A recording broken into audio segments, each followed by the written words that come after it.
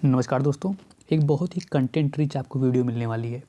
इस पूरी वीडियो में आपको इतने ज़्यादा क्वेश्चंस केवल आपको इंडेक्स से सॉल्व करा दिए जाएंगे कि आपको समझ में आ जाएगा कि अगर इसी को तैयार कर लिया जाए तो ट्रांसफ़र ऑफ प्रॉपर्टी एक्ट एकदम आसानी से पूरी तरीके से कवर किया जा सकता है। बहुत ही छोटी वीडियो के माध्यम से सटीक पॉइंट टू पॉइंट बात करेंगे और कोई भी इररिलेवेंट चीज़ें यहाँ पे डिस्कस नहीं होंगी। सीधे हम पॉइंट टू पॉइंट बात करते हैं।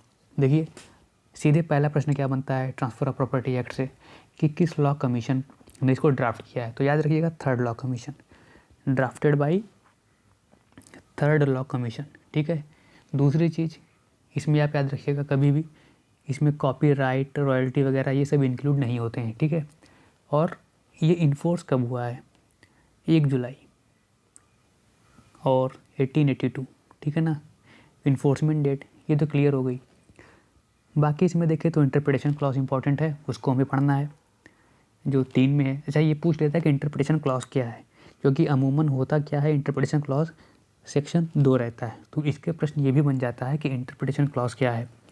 दूसरा प्रश्न क्या बनता है इससे कि ये जो ट्रांसफ़र ऑफ प्रॉपर्टी एक्ट है ये मूवेबल और इमूवेबल दोनों पे लागू होता है। तो आप कहेंगे देखिए, सेक्शन 5 से 37 जो है वो तो बोथ पे होता है अप्लाई। क्लियर है।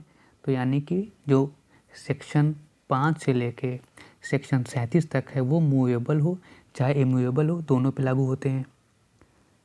अब आइए question number, transfer of property define किस सेक्शन में है? तो 5 में डिफाइन है। 6 से क्या पूछता है कि क्या ट्रांसफ़र किया जा सकता है। इसमें टोटल 10 एक्सेप्शंस दिए हैं, उस एक्सेप्शंस की लिस्ट इंपॉर्टेंट हो जाती है। यानी कि ट्रांसफ़र ऑफ प्रॉपर्टी डिफाइन है 2 में, क्या ट्रांसफ़र किया जा सकता है ये 6 में डिफाइन है। और यहाँ पे कुल 10 अपवाद दिए हैं, यानी कि टोटल 10 एक्सेप्शंस यहाँ पर दिए हुए हैं। तो ये इंपॉर्टेंट हो जाते हैं, इसे हमें देखना पड़ेगा। याद रखिएगा, सेक्शन 6 हमें पढ़ना है मतलब। इसके बाद देखिए, ऑपरेशन ऑफ ट्रांसफ़र की बात सेक्शन 8 करता है। कौन पर्सन कम्पिटेंट है वो 7 करता है। ओरल ट्रांसफ़र, जहाँ पर ये नहीं लिखा है कि लिखित होगा वहाँ पे ओरल ट्रांसफ़र हो सकता है, सेक्शन 9 बताता है। कंडीशन क्या है जो ट्रांसफ़र को रोकती हैं, कंडीशन रिस्ट्रेनिंग एलियनेशन, वो सेक्शन 10 बात करता है। अब देखिए, जो सेक्शन 11 हमारा है वो केवल एप्लीकेबल है जब जो इंटरेस्ट है वो ट्रांसफ़र हुआ है एब्सोल्यूट सेंस में। ठीक है ना, यानी कि applicable only when interest transferred is absolute, restriction repugnant to interest. ठीक है। यहाँ पे क्रिएटेड लिख दिया, क्रिएटेड होगा। ठीक है। अब देखिए 12वां कंडीशन की बात करता है, condition making interest determinable on insolvency और अटेम्प्टेड एलिनेशन। तो इसकी जो एप्लीकेशन है वो सेल पे होगी, गिफ्ट पे होगी, एक्सचेंज पे होगी, लेकिन ये लीज पे नहीं काम करता है। ठीक है। सेक्शन 12 फिर से देखिए, इंटरेस्ट डिटर्मिनेबल ऑन इंसॉल्वेंसी और अटेम्प्टेड एलिनेशन। तो ये हमारा जाहिर सी बात है, कंप्लीट इंटरेस्ट ट्रांसफ़र हो नहीं रहा है इसमें, यानी लीज नहीं हो सकता है। तो सेल होगा, गिफ्ट होगा और एक्सचेंज होगा। ये क्वेश्चन बार बार आ जाता है कि क्या जो सेक्शन 12 है वो लीज पे एप्लीकेबल होता है या किस पे एप्लीकेबल नहीं होगा। तो आपको लीज ऑप्शन दे देगा, तो लीज पे एप्लीकेबल नहीं होता ये। आगे देखिए, section 13 benefit of unborn person की बात करता है। 13 इंपॉर्टेंट, आप जान ही रहे हैं, अनबॉर्न पर्सन की जितनी भी प्रोविज़न है पूरी टीपी में बहुत इंपॉर्टेंट है। 14 जो हमारा है वो शाश्वतता के विरुद्ध नियम, यानी रूल अगेंस्ट परपेचुटी, सेक्शन 14 बात करता है। अगर हम 16 देखें, एक्यूमुलेशन का सिद्धांत। ठीक है ना, तो 16 में हमारा क्या है, डॉक्ट्रिन ऑफ एक्यूमुलेशन, यानी संचयन का सिद्धांत। अगला देखिए, अब इसके बाद हमारा 17 क्या है, डायरेक्शन ऑफ एक्यूमुलेशन हमने पढ़ ली। 17 में संचयन सिद्धांत। 18 में जो ट्रांसफ़र इन परपेचुटी है फॉर बेनिफिट ऑफ पब्लिक, तो ये जो है वो अपवाद है 14 का, यानी कोई ट्रस्ट किया जा रहा है पब्लिक के बेनिफिट में, तो वो शाश्वतता का सिद्धांत उस पर लागू नहीं होगा। जो शाश्वतता के विरुद्ध नियम, यानी वो परपेचुटी के लिए क्रिएट की जा सकती है अगर वो पब्लिक के बेनिफिट के लिए है, लार्जर गुड ऑफ सोसाइटी के लिए है। तो 19 हमारा वेस्टेड इंटरेस्ट है, आप जान ही रहे इंपॉर्टेंट है, तो वेस्टेड इंटरेस्ट 19 में है। 20 हमारा कहता है कि कब अनबॉर्न पर्सन होगा उसको वेस्टेड इंटरेस्ट किसी प्रॉपर्टी में उसके बेनिफिट के लिए मिल जाएंगे। तो ये प्रश्न बार बार आता है कि when unborn person acquires vested interest on transfer of his benefit. तो यहाँ पर याद रखिएगा कब व्हेन पूछ रहा है ना, ये डायरेक्ट प्रश्न में आ जाता है। तो पूछेगा आपसे 18 साल का होने पे मिलता है या जब वो उसके लिए उसको ट्रांसफ़र किया जाएगा, ऐसा कुछ नहीं है। जैसे ही अनबॉर्न पर्सन बॉर्न होता है वो तुरंत ही एक्वायर कर लेता है सारे इंटरेस्ट, ठीक है ना, just because of his birth, यानी कि unborn child acquires vested interest upon his birth. अब देखिए 19 वेस्टेड इंटरेस्ट है, 21 कॉन्टीजेंट इंटरेस्ट है। इस चीज़ को आप ध्यान रखिएगा, यानी वेस्टेड इंटरेस्ट और कॉन्टीजेंट इंटरेस्ट का जो सिद्धांत है वो इम्पोर्टेंट तो है ही साथ 19 और 21 डायरेक्ट सेक्शन में भी आ जाता है। अब देखिए प्रॉपर्टी टर्म कहाँ डिफाइन किया गया, अगर पूछ ले तो प्रॉपर्टी टर्म टीपीए में कहीं डिफाइन नहीं किया गया है। हाँ, इमूवेबल प्रॉपर्टी को सेक्शन 3 में डिफाइन किया गया है, यानी कि मूवेबल को नहीं डिफाइन किया गया है, ना ही प्रॉपर्टी को डिफाइन किया गया है, केवल इमूवेबल प्रॉपर्टी को डिफाइन किया गया है। टीपीए में केवल इमूवेबल प्रॉपर्टी को डिफाइन किया गया है। देखिए सेक्शन 25 आइए। 25 हमारा कंडीशनल ट्रांसफ़र है, ये इम्पॉर्टेंट है। इसके बाद हमारा डॉक्ट्रिन ऑफ साइप्रस जो है, यानी पूर्वभावी सिद्धांत, कंडीशन प्रेसिडेंट, ये 26 में है। तो 26 भी हमारा इम्पॉर्टेंट हो जाता है। तो ये देखिए सेक्शन 26 कंडीशन प्रेसिडेंट, ठीक है, ये इंपॉर्टेंट हो जाएगा हमारा पूर्वभावी का सिद्धांत, doctrine of cypres. Doctrine of acceleration 27 में दिया है, ठीक है ना, डॉक्ट्रिन ऑफ एक्सीलरेशन सेक्शन 27 ये पढ़ना है। 19 में हमारा फुलफिलमेंट ऑफ कंडीशन सब्सिक्वेंट, ये डायरेक्ट जो प्रश्न बनते हैं मैं उनकी बात कर रहा हूँ। 29 में क्या है, कंडीशन सब्सिक्वेंट। अब देखिए इसके बाद डायरेक्ट 35 पे आइए, इलेक्शन। इलेक्शन कब नेसेसरी होता है, यानी कि इसमें से इलेक्शन यानी चयन का सिद्धांत है मेरे ख्याल से हिंदी में, डॉक्ट्रिन ऑफ इलेक्शन। अब देखिए इसमें सबसे फेमस केस है मोहम्मद अफजल वर्सेस गुलाम कासिम का, कूपर वर्सेस कूपर का, मणि वर्सेस मणि का। तो कूपर वर्सेस कूपर और मोहम्मद अफजल का केस बहुत इंपॉर्टेंट है डॉक्ट्रिन ऑफ इलेक्शन के लिए, इसे याद रखिएगा। अब डॉक्ट्रिन ऑफ अपॉर्शनमेंट यानी कि प्रभाजन का सिद्धांत, ये 36 में है, डॉक्ट्रिन ऑफ अपॉर्शनमेंट। इसके आप एग्जाम्पल भी देख सकते हैं। डॉक्ट्रिन ऑफ कंट्रीब्यूशन, तो ये है हमारा 37 में, यानी अंशदान का सिद्धांत। तो अपॉर्चुनमेंट ये दोनों में अप्लाई हो जाता है वैसे, ठीक है ना, डॉक्ट्रिन ऑफ अपॉर्चुनमेंट। अगर दोनों ऑप्शन दे तो 36 मारिएगा या 37 दे तो भी कर दीजिएगा, ठीक है। लेकिन अगर अंशदान का सिद्धांत यानी डॉक्ट्रिन ऑफ कंट्रीब्यूशन पूछे तो 37 होगा। अब देखिए इसके बाद हमारा जो क्वेश्चन बनता है, याद रखिएगा यहाँ पे ट्रांसफ़र ऑफ इमूवेबल प्रॉपर्टी। अभी हमने पढ़ा था कि 37 तक जो होगा भैया वो दोनों पे होता है, लेकिन अब 38 से जो चालू हो जाएगा, 38 से 53A तक केवल और केवल इमूवेबल प्रॉपर्टी पे एप्लीकेबल होगा। इस चीज़ को ध्यान रखिएगा।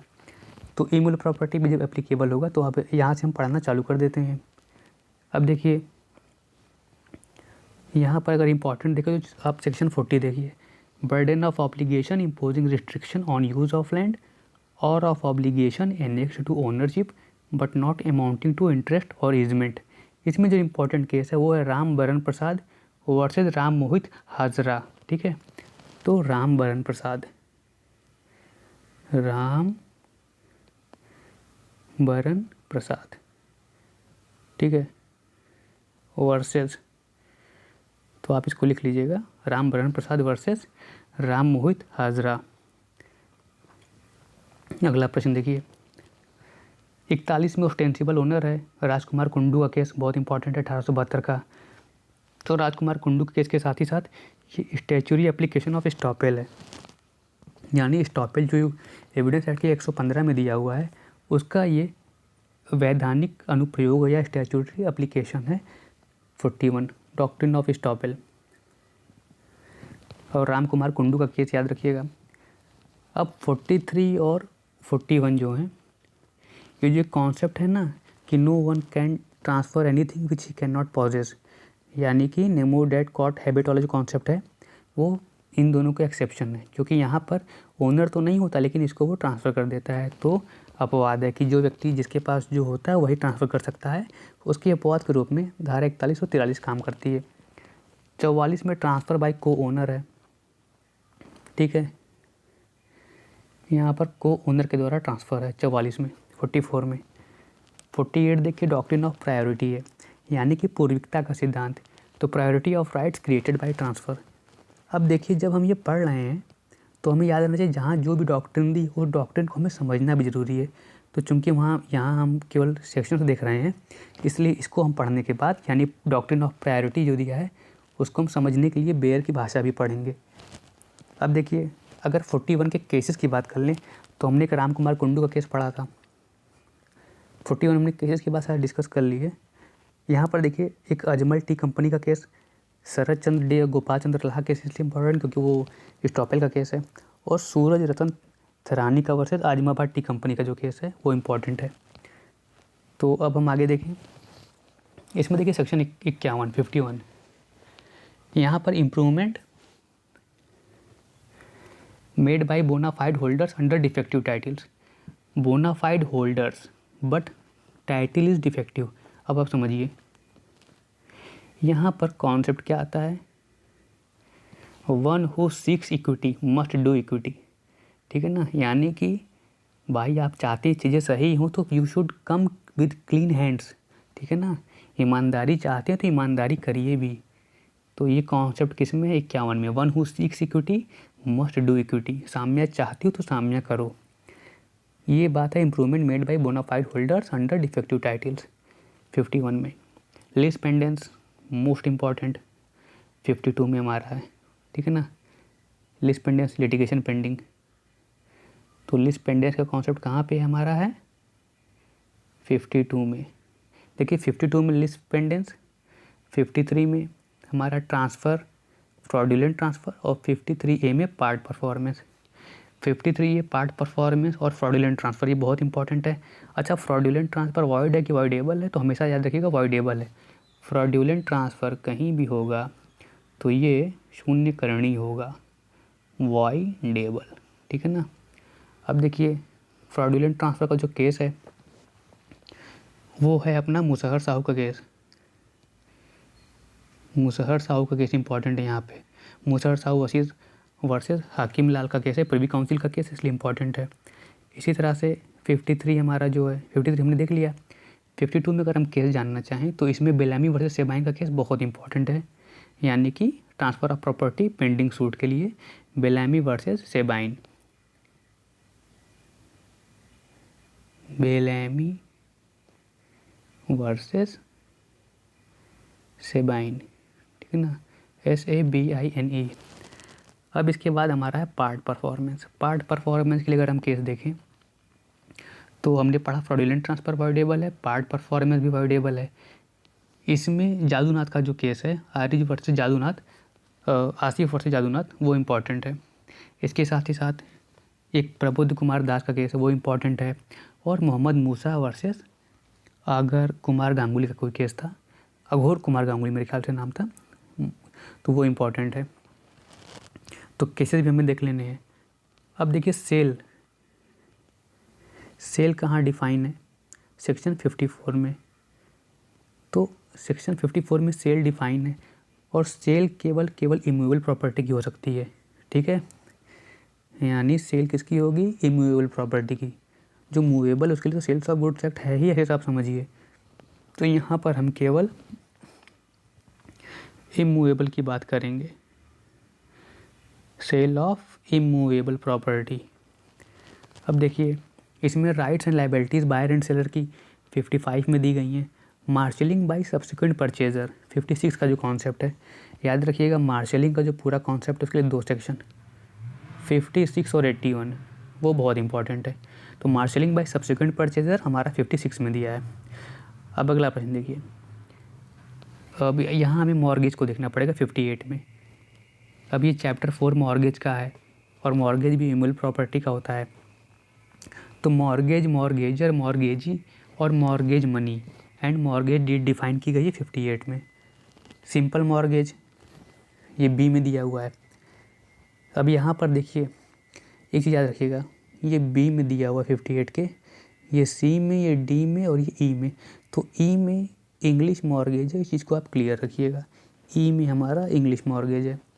इसके बाद यूसुफ्रक्चुरी मॉर्गेज, जिसे हम कहते हैं वो कुछ भोग टाइप में, सुख भोग अधिकार, कुछ यूसुफ्रक्चुरी मतलब आपको उसमें प्रॉपर्टी को दूसरे को दे देते हैं, वो उसको एंजॉय करता है, जब उसका सारा कुछ यूज़ करके आपका पैसा उसका बराबर हो जाए तो आपको वापस कर देता है। तो यूसुफ्रक्चर है, यानी कि राइट टू एंजॉय हो जाता है इसमें, कि जो भी उससे प्रॉफिट मिलते हैं जब आपका डेट पूरा पे कर दे हो जाता है तो वो आपको प्रॉपर्टी वापस कर देता है। अब देखिए सिंपल मॉर्गेज में क्या है, ये पूरा जो पोजेशन है मॉर्गेज का, प्रॉपर्टी का, वो डिलीवर हो जाता है मॉर्गेजी को। सी जो दिया यानी mortgage by conditional cell, conditional cell होती है सशर्त स्थायित्व का अधिकार।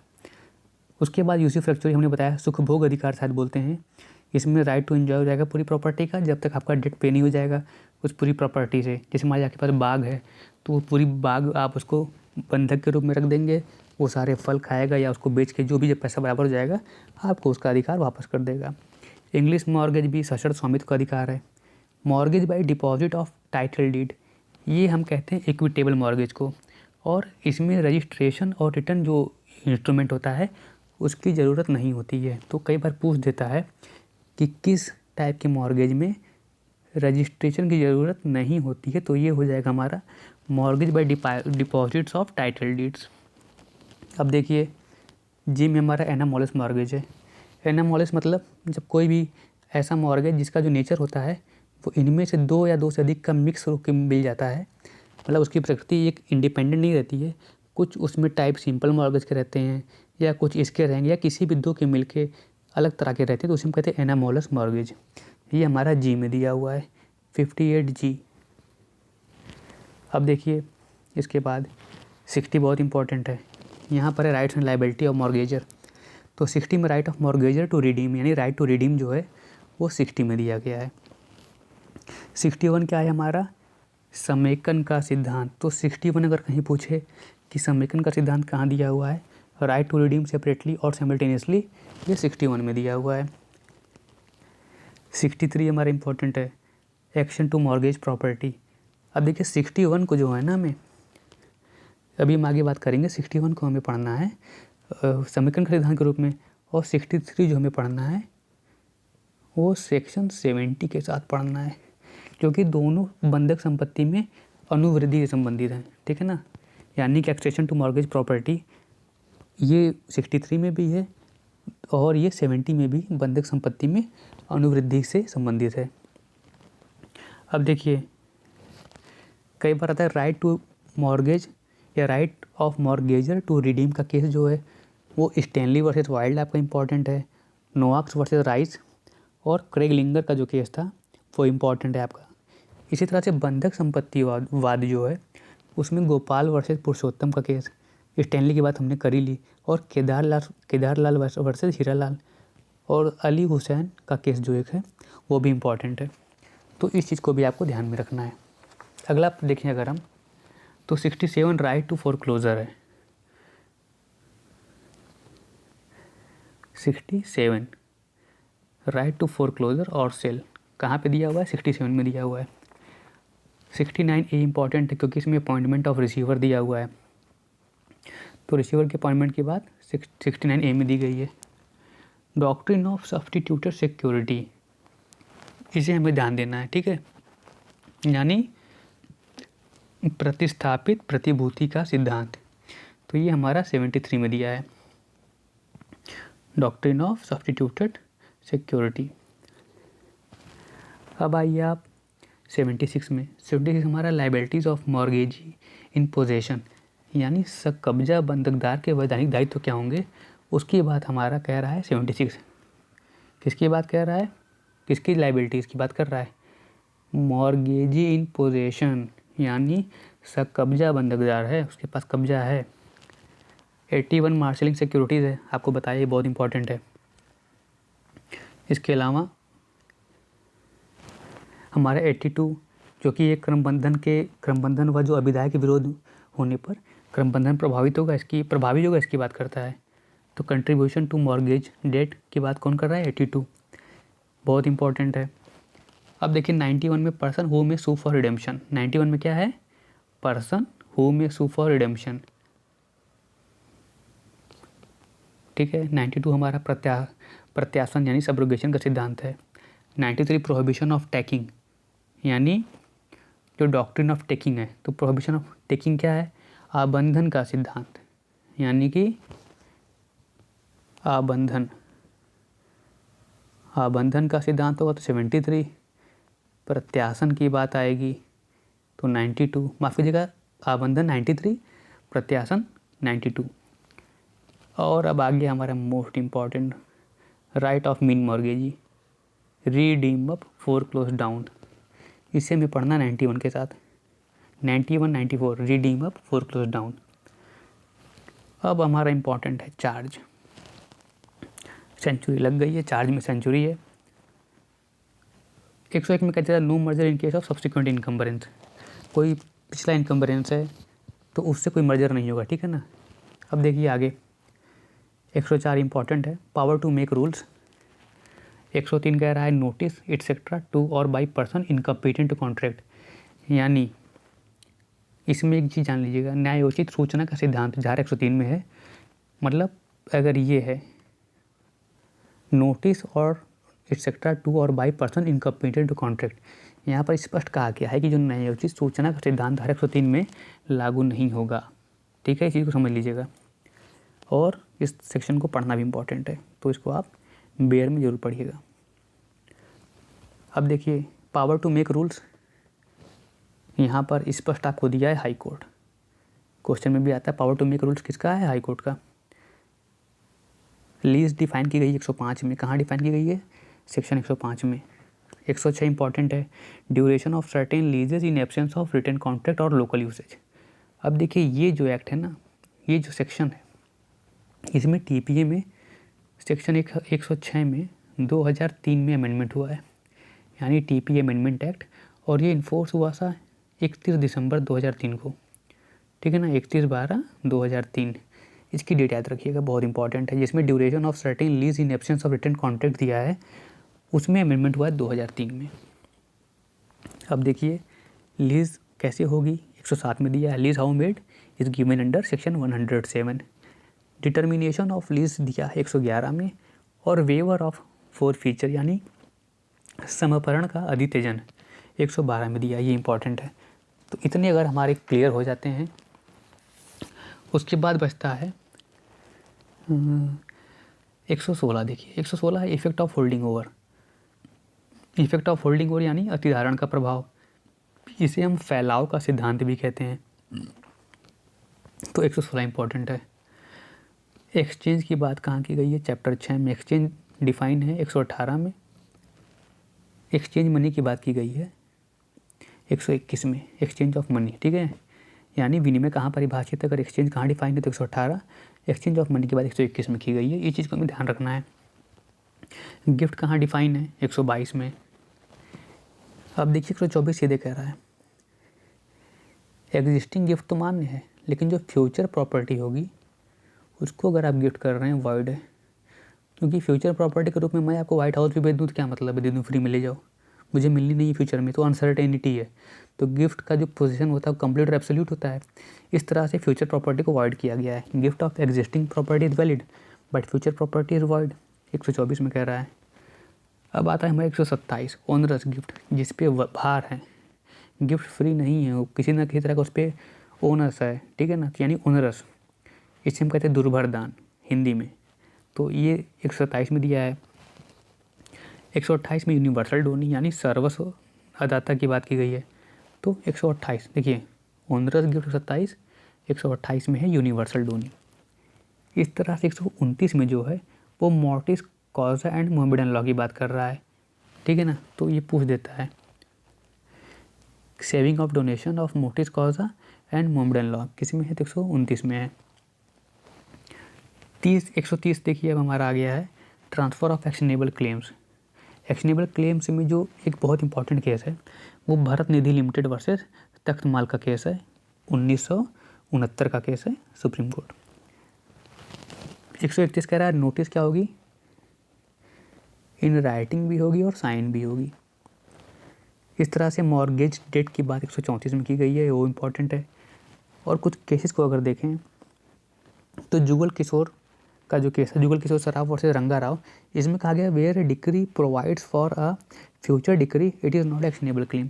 अगर किसी डिक्री में फ्यूचर डिक्री का प्रोविज़न है तो वो डिक्री जो होगी वो एक्शनेबल क्लेम नहीं होगी, इस चीज़ को ध्यान रखिएगा। तो इन तमाम प्रश्नों को देखने के बाद कुछ चीज़ें केस लॉस के बचते हैं, कुछ चीज़ें जो बेयर की रीडिंग है वो बचती है। उम्मीद है आपको काफ़ी हेल्पफुल रहा होगा। धन्यवाद, शुभकामनाएं। आप मेहनत करें, आप सफल हों।